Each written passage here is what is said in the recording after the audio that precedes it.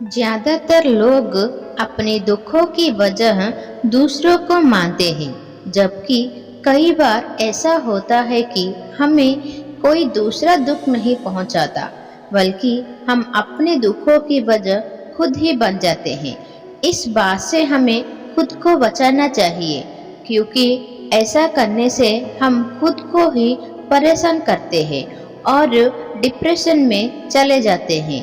ऐसे ही एक प्रेरक प्रसंग गौतम बुद्ध जी का है।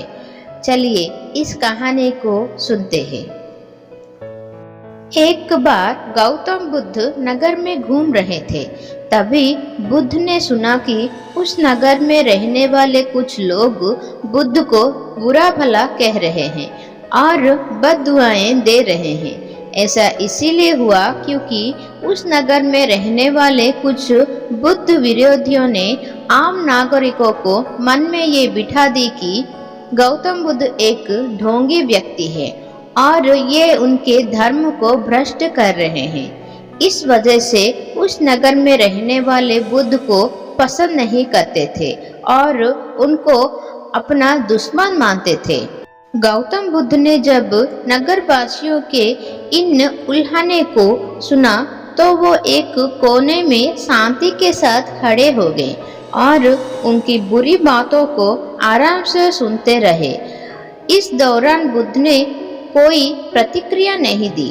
कुछ देर बाद जब नगरवासी बुद्ध को बुरा भला कहते हुए थक गए और चुप हो गए तो गौतम बुद्ध ने उन नगरवासियों से कहा, क्षमा चाहती हूँ, लेकिन अगर आप लोगों की बातें खत्म हो गई है तो मैं यहाँ से जाऊँ। ये सुनकर उनको बुरा कहने वाले लोगों बहुत आश्चर्यचकित हुए।